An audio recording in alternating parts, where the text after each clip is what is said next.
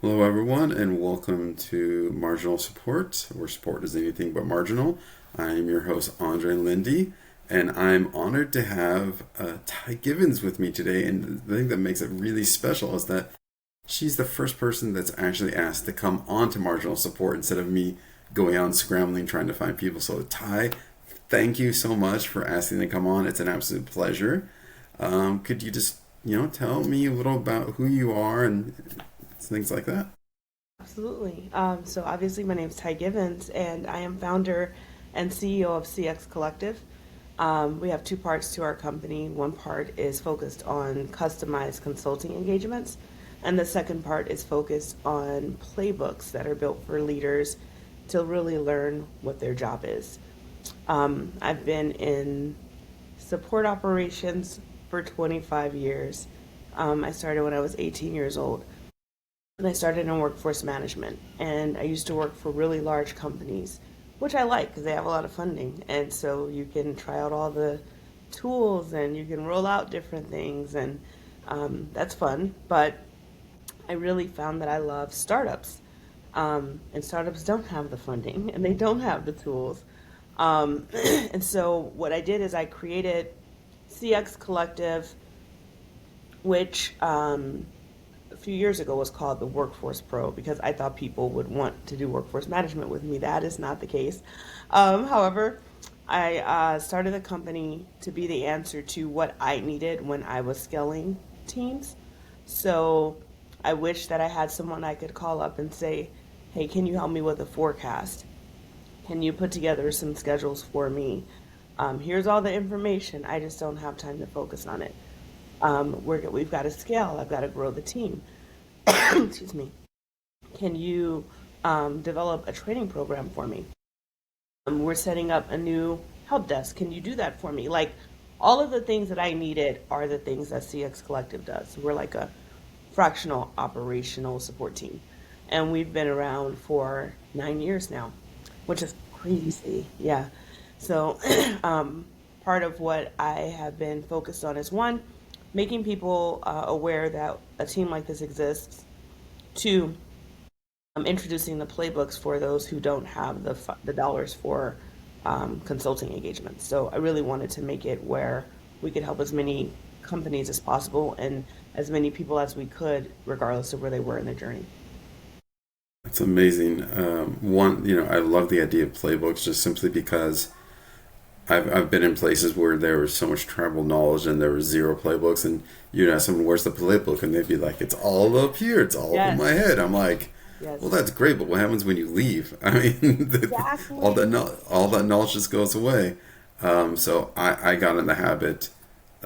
Every place I went, I would start to informally create playbooks. I would just jot down all the edge cases I was running into, and then I would start to create all these how-to guides for people. So it just wasn't, you have your knowledge base, which is just the rigid, here's how everything's done. But then there was never anything that was like, well, what if this happens? Well, what if this happens? Right, right. Like there's the gray area. So one of the things that I didn't want to do is to create something that was so rigid that a person wouldn't be able to apply it to their situation.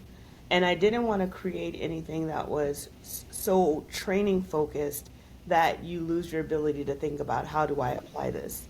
So the way that they're built is for a person to understand or learn a concept. So let's say that it's your first time reporting to the board. We've all been there. I remember my first time, I didn't know what to tell them. A lot of the metrics that I reported were extremely tactical. I didn't understand the storytelling aspect of it. So you go from your very first time. I remember being on Google trying to figure out what do I tell the board. I couldn't find anything. So what I decided was, well, I'm going to show people. Here's what you tell the board when they come and they want to know about the customer experience. You have to tell a story. You have to talk about CSAT, and everything rolls into that. Well, how do I do that? How do I even create a deck? So we try to introduce a concept, give a case study, and then actually get you hands on in building your own playbook as you're going through. So at the end, you get a blueprint, literally, of like, here's how I'm going to roll this thing out. That is so amazing because I think one of the problems I see a lot of times with a lot of these how-to guides or things is like you're saying the structure is very rigid, and then you have them create something, but what they create has no value, has no meaning. It's like they're using made-up data from company ABC. So from what you're doing, it sounds like you're actually saying, okay, no, we're going to focus on your data, what's happening in your situation, so that when you walk them through the process, they actually have something tangible at the end, Yeah. which I love that because then they're learning, it's repetition, it's with data that they're more familiar with. So it's when they have to speak to it, they actually know the data they're talking about. So that's actually amazing. That's so good to hear. Yeah, I really was, I'm getting over the flu. You could probably hear it a little bit. Um, but I went and did, I would do on LinkedIn, which I need to bring back, these, it's like a conversation between like me right now in my 40s and me in my 20s. Mm. And it's just like little characters, but I'm like teaching my 20 some odd year old self all the things that no one told me. Like I was fortunate because I came from companies like Office Depot where there were like career customer service management and leaders and directors, and this group of people really poured into me. Like I never saw a glass ceiling. I never thought I couldn't get to where I wanted to be because of the guidance that I got from that leadership. Um, but when I went into running my own team, the world was very different from, say, an Office Depot, um, corporate, than a shoe dazzle, right? So we had started coming up on this startup boom, where these companies are literally underfunded but growing like crazy. The personality types that work there are different. The tools and resources are different. The culture is totally different. And I didn't have anyone that I could go, hey, how do I do this? Or what's the right way to do that? I was expected to know it all, which is not fair. And so what I'm trying to do is like, I can't, as much as I would like to, I can't mentor everyone. I can't be in too many places at once. But what I can do is say, here, I'm emptying my brain for you. Here's the stuff you need to know. And this is what your day should look like, because that's another thing. What should my day look like? Um, just yesterday, we were working on a job description for one of our clients. And when I looked at it, I said, the job description is literally, I don't know, three jobs in one. And we have to break that up. I don't, can't be in the past, present, and the future. And you can't work across people, process, and tech all at the same time. It's just not possible. We have to pick a lane. So I cleaned it up, along with one of my team members. We cleaned it up, got it to where it needed to be. And I was like, realistically, we're here to be their support team so that they don't have to create this superhuman customer service leader who is doing workforce management and doing training and being the systems admin and growing and hiring the team and managing the people and develop. It is just not possible. And I think that when you're seasoned enough, you're comfortable saying that can't be done. But if you're a new manager, you will chase your tail trying to figure out how to get that stuff done, grow new gray hairs, and if you're anything like me, you'll get cystic acne because that happened to me before too. So, trying to help people. That's, I mean, you touched on so many things there that I just want to applaud, but there's a couple things that really stuck out to me. When you talk about going to a startup, how the environment's so different from a large company. Yeah. Yes, it's great. You get to do so many things. You get to wear so many hats. But I mean, honestly, that's the quickest way to burn out because you're just running around in circles. But there's a couple other things that really struck me, and that is about when you are in support and you're very tactical. And so let's say that you are an IC and it's your first time going to be a manager. Yep. Everyone who's an IC, they only think tactical because that's the point of their job. It's just I need to get this done. I need to do things. But then when you go to a manager, your day suddenly becomes so unstructured that you have no idea what to do because as an IC, it's I come in, I take tickets, I have these meetings, probably with engineer or whatever. That's my day. But Yep. then when you go to a manager, there's nothing. And like you said, having a playbook is so important for those first time managers because they're just floundering. So I'd really love to hear like what is your play or what is your approach that you help to transition people from that IC role to that manager role so they feel a little more comfortable going into that new role. Well, excuse me, the first thing that I want to help people understand is that you cannot be strategic in a space that you don't understand. If you've never seen the road paved for you, if you've never had to pave the road, you can't be strategic.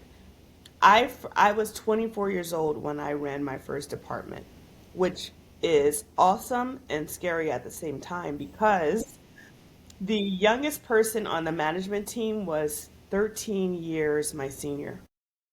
And because I was, 24, little tie, I was everybody's baby.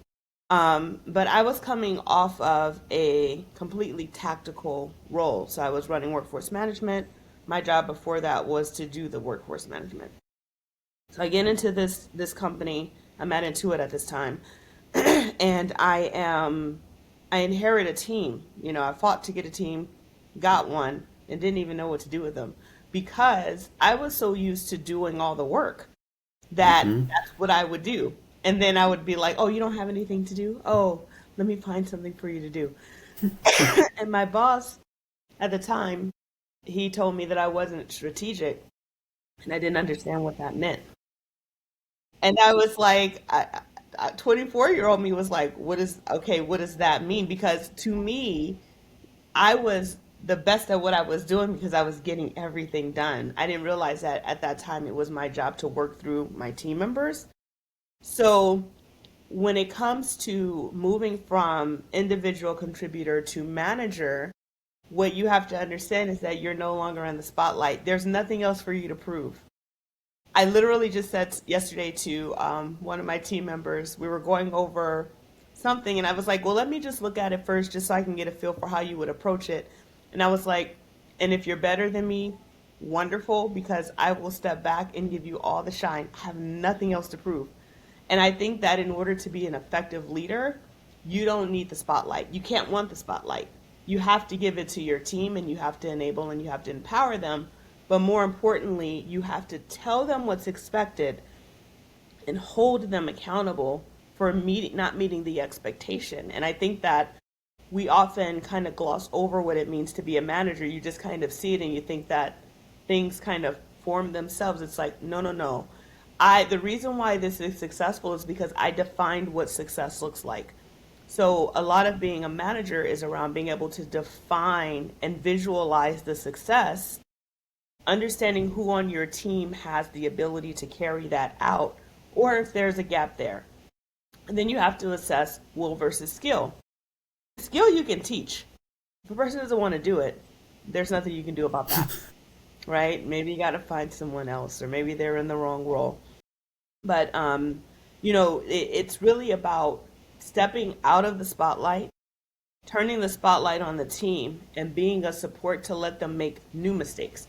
I'm a big proponent of making new mistakes. We all make them. Excuse me.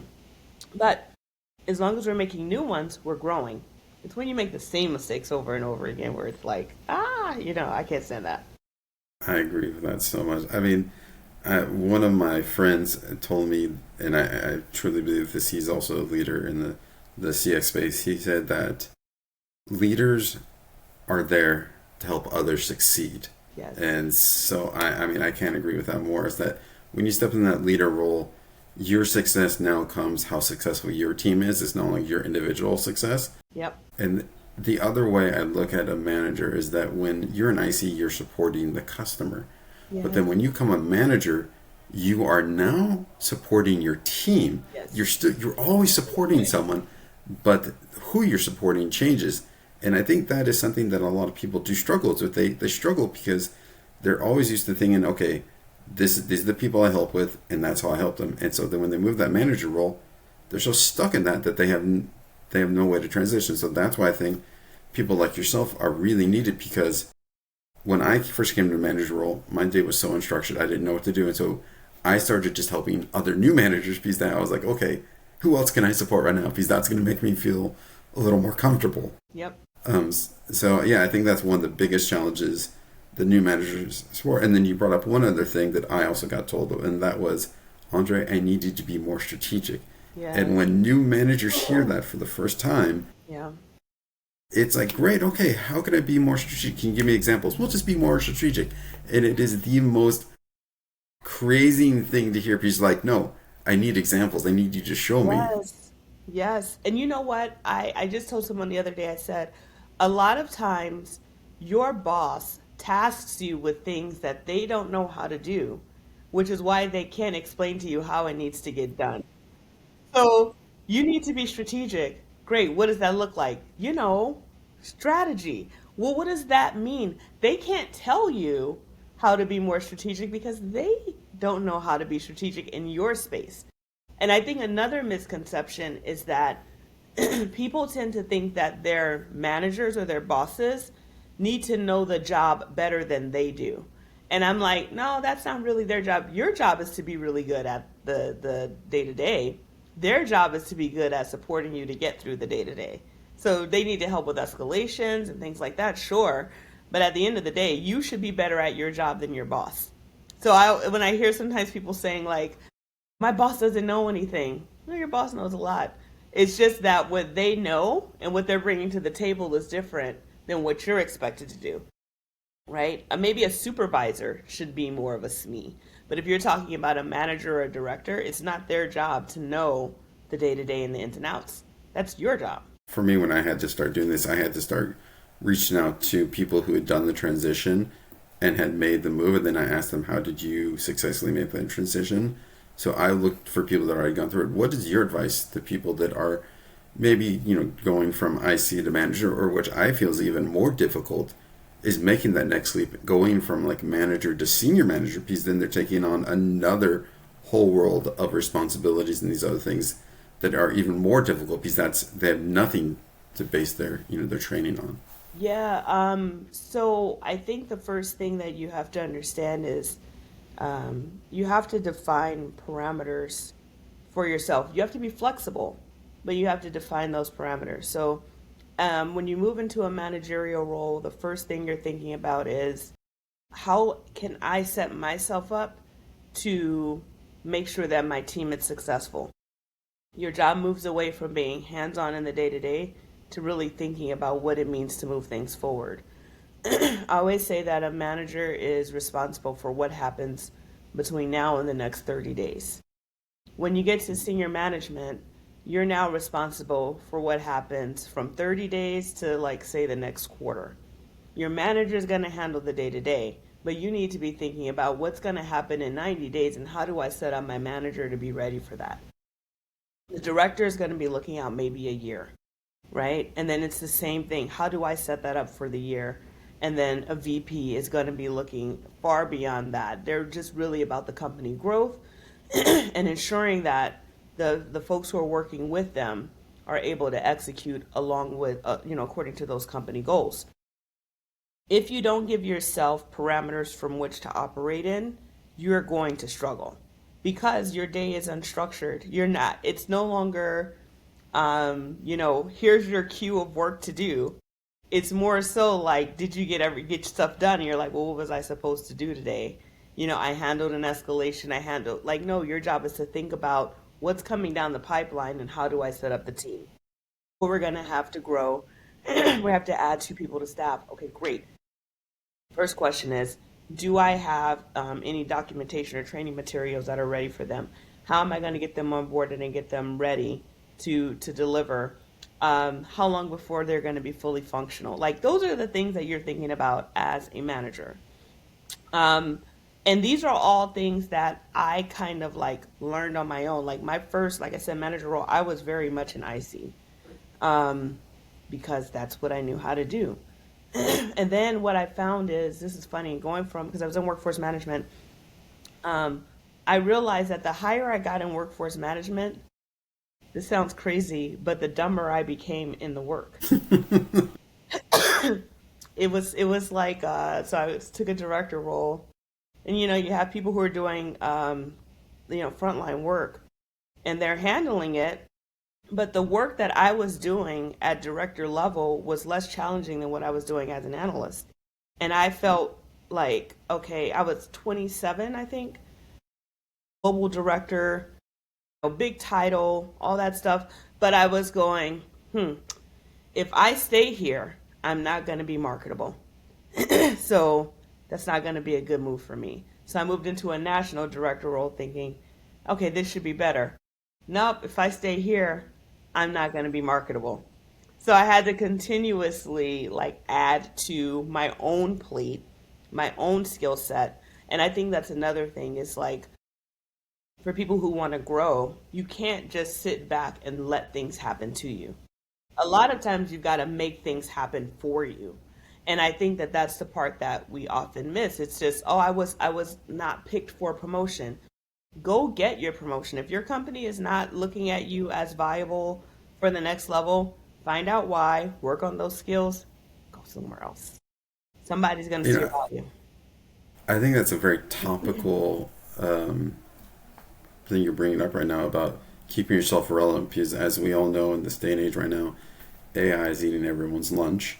Yes. Um, and even in the support space that's coming very relevant right now, um, you have pretty much everyone coming up with an AI tool for support. There's so many support operations AI tools now.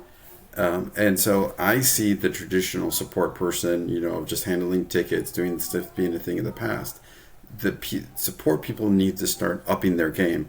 They Yep. need to start, being better at maybe creating agents or really knowing how to do creative prompts or, just up leveling themselves. I'm curious, what are your thoughts on where do you see people both on the IC side and the manager side having to up their game to be marketable going forward? So I actually see the front line becoming more like leads or managers to AI agents. Mm. It's almost going to be like the shoes on the other foot. Now you have to start telling someone what to do, and you'll know how it feels. Because I feel like AI has exposed my opportunities in communicating expectations because I'll get back what I asked for, and I'm like, that's not what I meant. So you'll learn a lot more about yourself when you're working with those agents and things. But I think again, that's going to take that mindset shift out of being the best at what you do and making the AI agent the best at what it can do, and then have you handle the gray area. I think that for leadership, if we as leaders don't start to use and leverage AI, AI will start to use and leverage us. People who don't work with it every day do have a unrealistic expectation of what it can actually deliver. So there's this thought, oh, we're going to just lean on AI and it's going, and we don't have to hire as many people. Well, if your AI resources and information that it's pulling from is terrible, you're just going to have a bad customer experience with wrong answers. It is not something that you can just turn on and say, okay, I'm good to go. You need to make sure that whatever your source is, your knowledge articles, whatever that is written in a way that AI can understand. You also need to test and correct continuously because it will give wrong answers, right? And that's where I say that frontline then becomes the manager. Because when AI is giving out wrong information, they have to correct it. They should know how to do that. If something comes up that is a gray area that can't be handled by AI, that's okay. That's what the agent is for. But if we're using those AI agents to handle the things very quickly, like the if this then that, I think that we'll all be in a better place. Um, I'm finding that customers, this is my experience, and somebody might have something different. But from the clients that I've been working with, I'm finding that customers are far more comfortable using AI agents than they used to. They used to be. It used to be more about the bot. Now it's like, oh, this thing is talking to me in natural language and it's giving me an answer, and I don't have to talk to someone, and I feel okay with it. I'm fine with being here. If I do need to talk to someone, I can, so it's not a problem.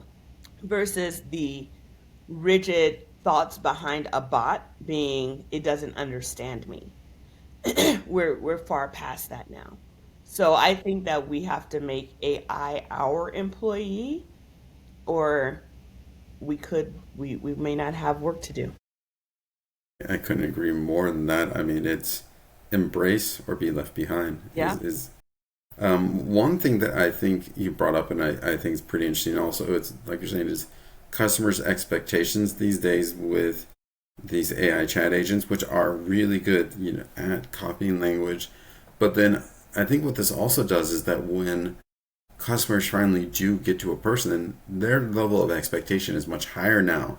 Is but there's like, okay, this AI agent gave me a lot of great answers, but now I need to speak to a person, Yeah. and this person better be really good because I took my time to go through the decision tree Yeah. to really get to this person. So I think that's something that as support people, we're also going to have to realize that we need to constantly keep our knowledge going. And one thing I'm curious to hear your thoughts on is that in the past, a top performer, they were the person that knew everything. They started to rest on the laurels a little. Mhm. How do you think we need to correct that now that people are always constantly going to have to up their game? They can no longer just always coast Yeah. when they get to a certain point. Yeah, one of the things that we do is for our clients where we manage their knowledge bases or their help centers, we have a weekly report that we pull. So every Monday we're looking at how do we perform the last week? What are people searching for that they can't find? Where do we need to add tags? Where do we need to enhance the bot? We make it a part of the workflow. And I think that that's something that we just have to do now. So, whatever it is that their daily or weekly tasks are, reviewing the bot should be part of that. And when you first start out, you may even want to do it daily because you have to teach it. So we have a partnership with a company that has AI agents. We're considering it for one of our clients. I'm very, very rigid on recommendations for our clients because I care so much about their experience that if I can't confirm that it is going to meet their needs, I am not going to put it out there. And right now, what we're kind of dealing with is the fact that standing up the AI agent is not hard. We can do that very quickly. But teaching the AI agent will take months. Mm-hmm. Okay, we are now going into holiday season. This is not the time to roll out a new AI agent. So, heads up, I don't know when this episode comes out, but if you are preparing for the holiday season, now is not the time to roll out an AI agent. Now's the time to work on your AI bot because getting the knowledge center, your help center, your knowledge base ready is a lot easier and can be done a lot faster than trying to teach an AI agent to be you're gonna nobody wants the nightmare that could come of that. Not right now. Just to answer that quick question, this episode is going to be live tomorrow, so yay, so quick. Okay. But one thing that I absolutely agree with, and then I've heard people tell me this so many times in so many different forms, and it still holds true today: garbage in, garbage out. Yes. If you if you feed your AI agent bad answers, incomplete answers, just everything under the sun, it's gonna suck. It's just not gonna be good. And that is why, yeah, you have to have people, like you said, daily going in, asking questions, asking tough questions, asking the same question over. Because as we all know, AI loves to hallucinate. And the reason why it loves to hallucinate is because it's just grasping at the information it has. And so that's why, as an effective AI agent, you have to be giving it prompts not only the way you think customers are going to do, but also a way that you can kind of shape its decision tree. Yeah. So when it starts to ask those questions to real clients, it has that knowledge already within it to know how to go down. Because I don't know about you, but have you ever gotten into basically a discussion with, for me, ChatGPT, and it just goes down this run? You're like, Yes. stop referencing that, please. Exactly. Exactly. That has happened to me so many times. And I'll just close out and then start a new one because I'm like it doesn't get where I'm going. It definitely it can go from here to here very easily. Also, I just hired someone and I was working on a GPT for her because my idea was like, I haven't brought on a new person since April, so I was like, let me try this out to see if I can load in our info, and then that way she can kind of ask it and it'll give her information. And I started testing it and I'm like, well, where did it come up with that? Because that's not what's in the documentation. What what AI reminds me of is a very eager employee who doesn't want to say that they don't know.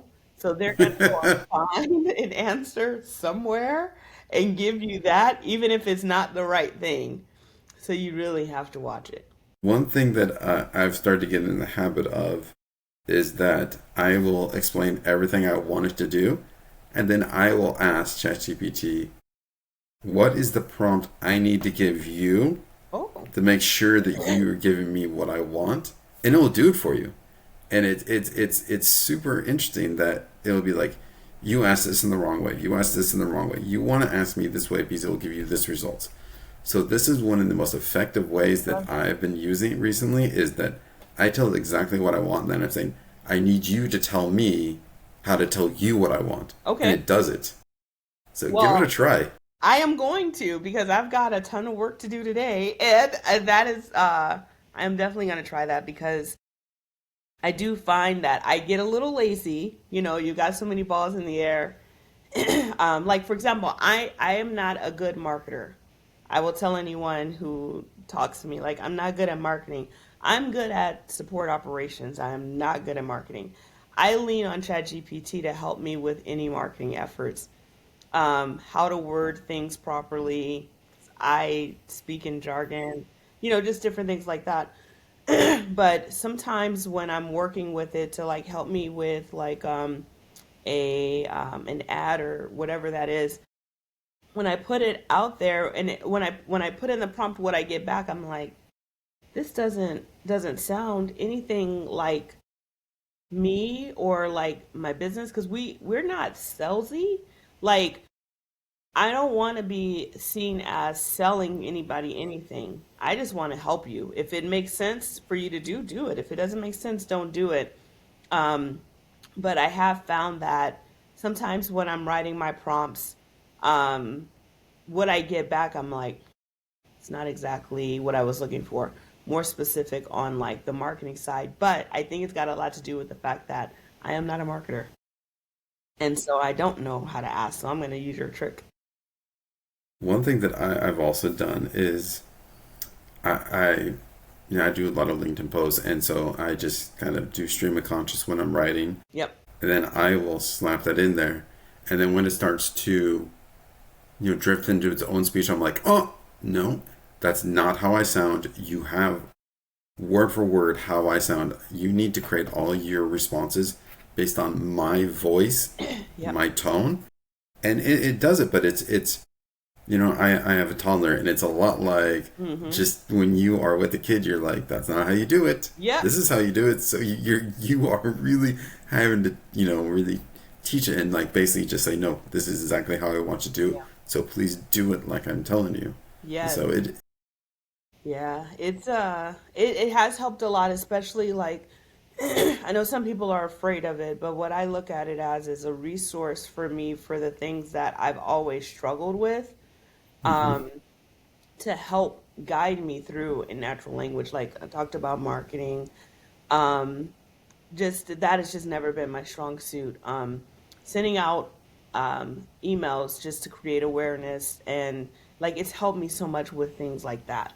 So I'm a big supporter of it.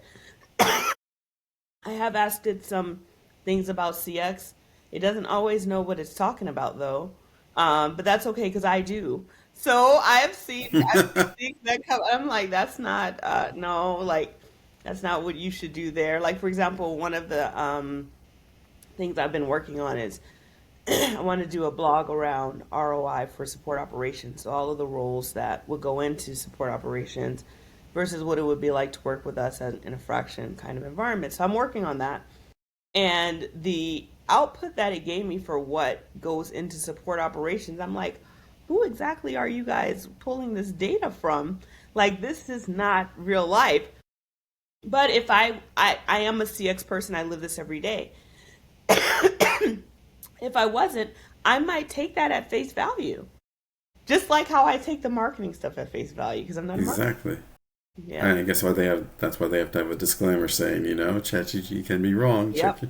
Yeah. So I want to go back to something you just talked about, and it's something that other guests on my show have talked about, Mhm. and that's support operations. So I Yeah. know when I started in support operations was a nice have. Ooh, look, that's cool. We have these tools, but I feel within the past, very recent, maybe the past even like 3 to 4 years, support operations has come a nice to have to a must have Yeah. because of the way stacks have evolved. Yeah. So I'd love to hear how you've seen the evolution of support operations go from a nice have to now a must have. Yeah. So, okay.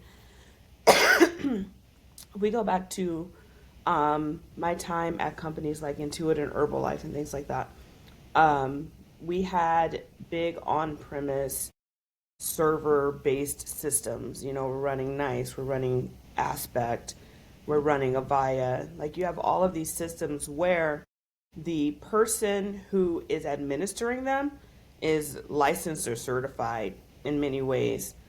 And as a person, a layperson who's handling workforce management, when we're bringing on a new ACD, which is automatic call distribution, I'm aging myself, but if we bring on a new ACD, you're plugging it into, say, an Aspect um, platform, you have someone whose job it is to do that, right? All I have to do is make the request and then it gets done for me.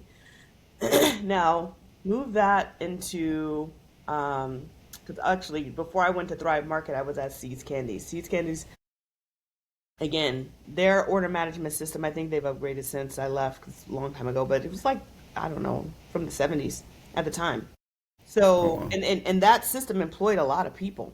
So it was just a different thing. Okay, so I imagine I'm leaving Seeds Candies with systems from the 70s, phone systems from the 90s. This is back when I was there, to Thrive Market, who's operating on Zendesk. Okay. The CTO at Thrive Market, super knowledgeable guy, but he's not a support person. So when it comes to administering and building out the tool, it really does sit with me. Now, I remember someone had sent an email to my boss, who was a CEO, and he's like, I can build your Zendesk. Okay, rookie mistake number one. I should have taken that guy up on that offer. But instead, I was like, no, I can do it. Why? Because I felt like I was supposed to do all things. I really should have taken him up on that offer. I wonder where he is now. I could probably use his help. But um, in moving from, larger company to startup, you become all of those things. When I was at Seeds Candies, there was a training department. When I was at Herbalife, there was a training department. Same for Intuit, same for Office Depot, same for the Home Depot Electrical Design Center. There were teams dedicated to doing this work.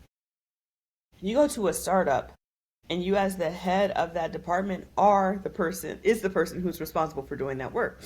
So the reason why support operations becomes so important is because a lot of times in a startup environment, depending on where these folks come from, some of them have never worked in a corporate environment. And it has been my experience that when you don't know how something works, you oversimplify it. So you're the head of support. You should be able to build the system. You should be able to build the training. You should be able to hire 30 people. You should be able to manage those people.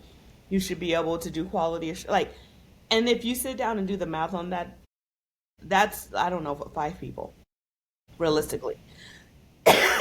So when you get into a role where you don't have these teams and departments that do these things for you, you are the team or department. That's where that must have aspect comes in. And if you have ever hired a workforce manager, you know that that's an expensive hire, easily 6 figures. If you've ever had to hire a training person, you know that a lot of training people tend to operate at a surface level, meaning they don't really want to understand how your process works. They just want to build a curriculum around training it. So if something is not functioning the way that it should, or that's not what they're concerned about. They're going to document how people are doing the work now and turn it into something useful for future, which is not actually going to help you long term. um, quality assurance, all those things, they are critical because customer experience is now a movement. Whereas there's customer service, which was very different, and that's early 2000s, late 90s. We're now talking about the experience. And so we want to manage the full experience. And in order to manage the full experience, you need support operations, right? And then you quickly find out that it doesn't matter if you work 80 hours a week, there's not enough time for you to do all those jobs. So you have to Exactly. have it. You have to have somebody who's there to help with those things. And that's why we do it on a fraction basis. Like some of our clients just have 10 hours a month, but they can come to us with anything in those 10 hours. And we turn it around very quickly for them because I used to sit in their seat and I know what that's like. So you're operating Zendesk and something's not right. You need help. You want to look into it. They just send it over to us. We're like, okay, yeah, we'll fix it. If we do a new build out for them, we don't just do the build out. We actually will do the build out, test the build out, build the documentation, create the training, do the soft handoff so that the leaders can be effective in their day to day actually leading the team. So we kind of like support CX leadership, if you think of it that way, in a way that allows them to be there for the people so that we can handle the operations. Because if you're in a small environment, all those things still need to happen. It's just that you don't have a full departments behind you to make it happen. People think it's supposed to be you. I think this goes back to what we talked about a while ago. But it's having that person be there for you when you're a new manager, having that strategic backstop for you so you can lean on them, learn from them, so you don't have to do everything from scratch and make those mistakes or make those errors. That now you have someone that you can go, hey, how do I do this? How do I, and not how do I do this, but how do I do this right the first time? Yes. Yes. One other thing to think about too, going back to 20-year-old me, 20, 25 or so, um, I had really good ideas, but my age worked against me because although I was in that role, I was the manager, I had my own, small little department. My age, there was just no way that people believed that I could know what I knew.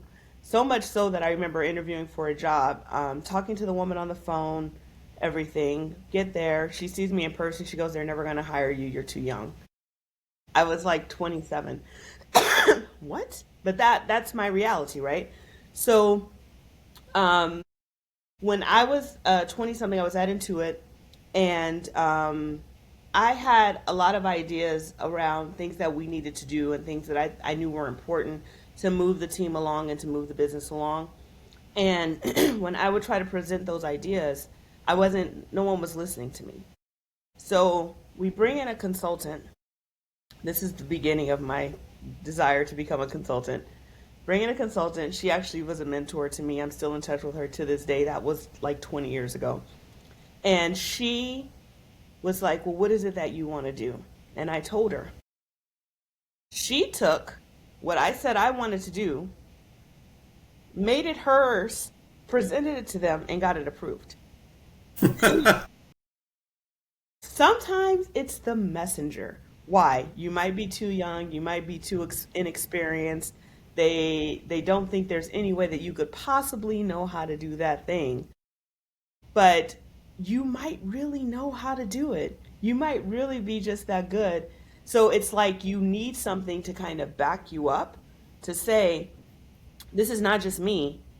It's actually tried and true. Like I built this playbook from someone who's been doing this for 25 years. I was guided through it. That automatically gives you more credibility. Absolutely. Absolutely. Well, today has been an absolute pleasure speaking to you, Ty. It's great meeting you for the first time. Just as we wrap up, I wonder if there's any final message you want to give to people, anything you want to promote, or anything you want to just let the audience know. Yeah, so one is definitely first, thank you. Let me say that, Andre, thank you, because I know we were supposed to meet, was that last week or week before? And I was sick and I had to cancel on you. And I'm sorry about that, but I'm grateful to be here. Um, the other thing for anyone who's listening is one, for leaders who are new, um, it's okay to not know everything and it's okay to not try to do it all. There's no shame in asking for help. If you pay attention to your boss and your boss's boss, they have no problem with saying what they don't know. That's confidence. It's nothing less than confidence. You be confident enough to know what you don't know. The other thing is, if you are in a space where you're trying to figure out how to do something, check out our playbooks. The website is cxcollectiveadvantage.com. If you go to that site, that's where all the playbooks are. We have them listed in a library, so you'll be able to go in and see like what's there. And then if you click on the link for the actual playbook, it'll take you to a page, and on that page will be the curriculum. So everything is there. You can try a lesson free. We also have a free playbook that you can try for AI, which everybody is loving. So please try that. If you're in the space of needing help with something more customized, you're going into the holiday season, you're stuck on what to do, not sure how to get something going. Our entry point is really low, and that's because we want to help as many clients as we can. Feel free to reach out. You can find me on LinkedIn. You can go to our website, that's cxcollective.com, which is the consulting side. Either one. Or if you don't need any of those things and you just like listening to me chat, which I appreciate, follow me on LinkedIn. I don't do a lot of video, but I do a lot of posts. I try to. So that's it. That's excellent. Well, Ty, thank you once again. And my message to everyone, as always, is that sport just isn't a job, support is a mindset. Have a great day, everyone. Talk to you all later. Bye.